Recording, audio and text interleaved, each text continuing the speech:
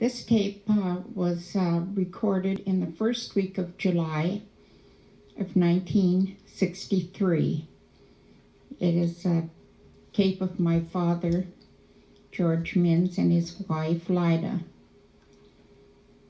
And the second tape is of Gale and Lida Menz, my brother, and they are singing the song of the hymn "Sweet Hour of Prayer" in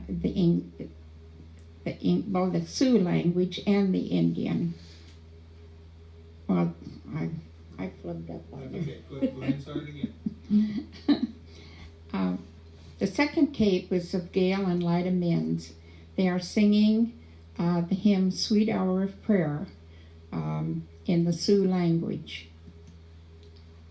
And then my brother Gale goes on to tell about my father's life. And Okay.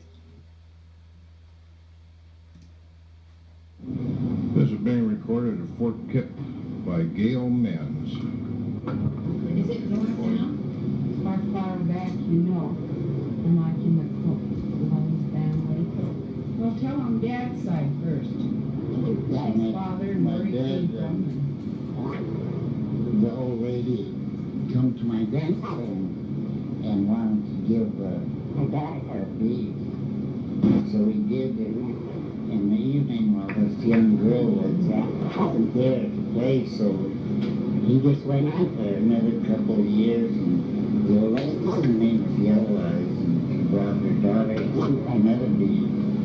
So he gave her another beef. And the evening, well, this girl was gone again, so I was 14 years old then. 2 years after, he brought her daughter again and traded for the third beef, and this time she stayed. So that was my grandmother.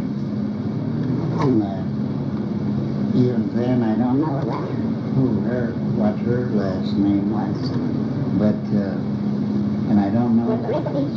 She is from the Standing Rock Sioux. And then there's about four brothers. No, there's about 7 brothers altogether from that family, and 5 girls. And then my grandma died, and I don't even know her first name. And then there was about 6 boys born from my grandmother, and about 2 girls. And then my father was named George, and he married Mabel Trudell from Nebraska. She's a Santee, and my father was a Standing Rock Sioux. He's an Oglala Sioux. And then when my dad married my mother, well, there was 10 children born from them. And there's 5 girls and 5 boys. And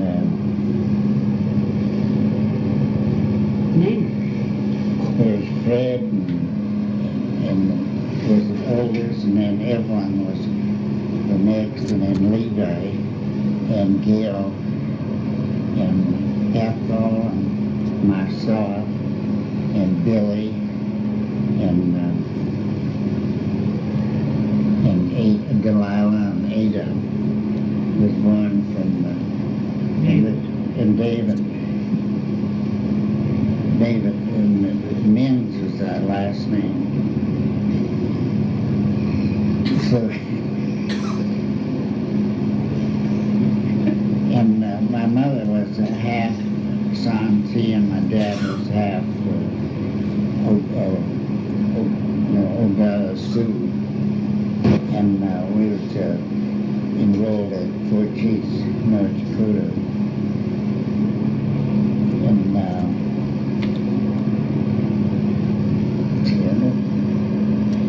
tell them they could be some traces made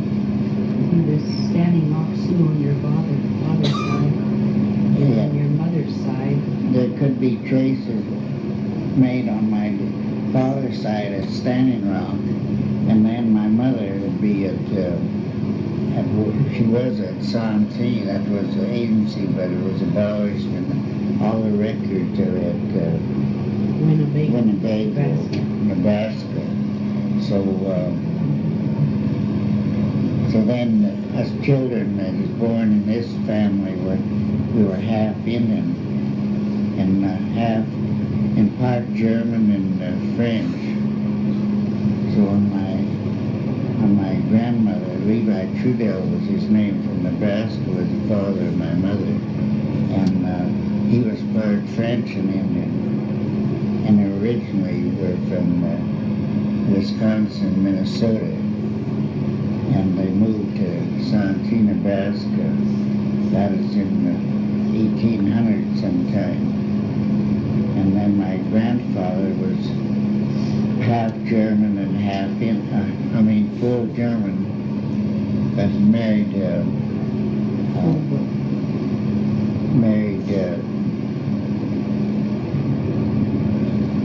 full-blooded Oglala Sioux woman from Fort Yates.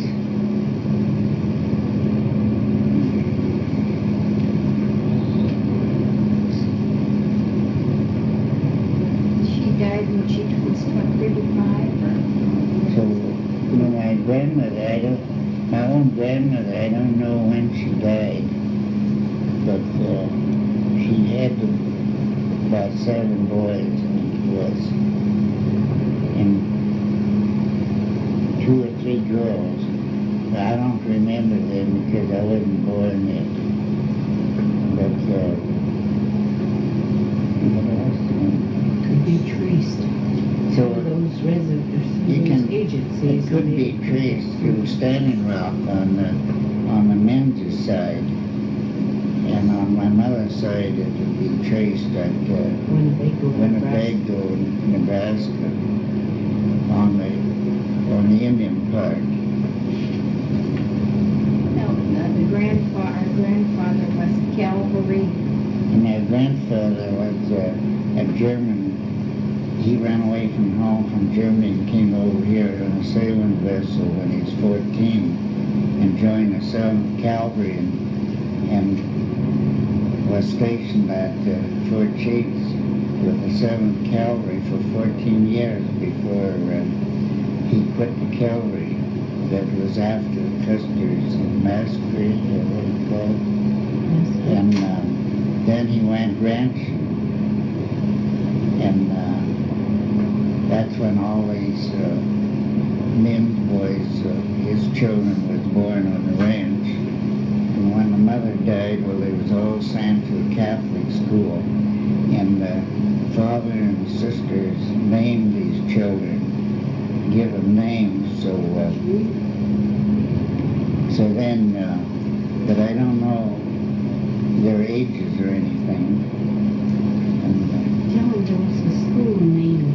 There was a school, a Catholic school at Fort Yates, North Dakota, that kept children there and sent them to school. And it was a Catholic school. Sisters were there as teachers. Yeah. Farm. There was a little day school named after the Menz. And then after Dad, my father, George Menz, went to Shalopco, Oklahoma, and they got flu or something there, and he ran away, and he bummed his way into Colorado, and he quit bumming below the Holy Cross. And then from there he went to July, Nebraska, and that's when he took part in the World's Fair in St. Louis in 1904, where he won the high jumps. They broke the world record on the 10-hurdle high jumps, and he won the shot put and the javelin there, and 220 race. That's run against all nations in the world. And then while he was there, he took up, he had a harness that he put there on exhibit that took second prize at the World's Fair. And he braided quirts and bull whips and bridles that he sold. And he couldn't take the money for breaking his world's record, because if he did, he couldn't run for no Indian school no more. He'd have to be a professional. So he just, the coach I was with him, bought him anything he wanted to have with that money that was supposed to be paid to him. And then he got married, and I don't know just what year it was, but that year he ran there was in 1904, so he graduated when at the 11th grade. I think it was 1905, and he had to run away from home to go to school. He was 17 years old when he ran away from home, and he graduated when he was 23 or 24. He graduated 11th grade, and then he went to work for the government schools as a shoe and harness maker, and he married my mother, and Mabel Trudell, and then she went as a matron in a school at Pine Ridge, South Dakota.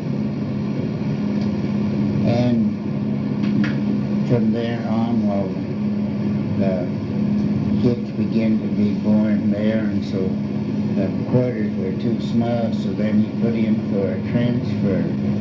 And every place that they wanted to send him, well, the quarters were always too small, so then he went farming and ranching. And that's where his 10 children were born. And then from there he was drafted in World War I, but before he went into the service, well, the war was over.